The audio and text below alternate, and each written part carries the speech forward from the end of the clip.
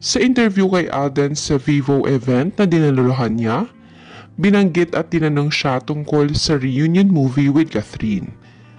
Sumagot si Alden na kung sakali raw na matuloy ito, okay na okay daw para sa kanya at handa siyang gawin ang reunion movie nila ni Catherine.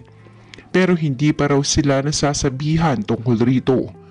Ayon kay Alden, kung matuloy man raw ang nasabing reunion movie nila ni Kath, ay marami raw nag-aabang at isa na rin siya sa nag-aabang nito.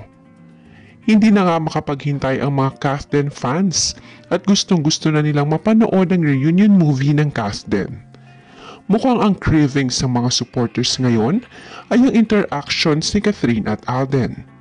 Samantala, kung babalikan naman natin ang interview kay Catherine tungkol sa reunion movie nila ni Alden, sinagot rin ito ni Catherine at sinabi niya na game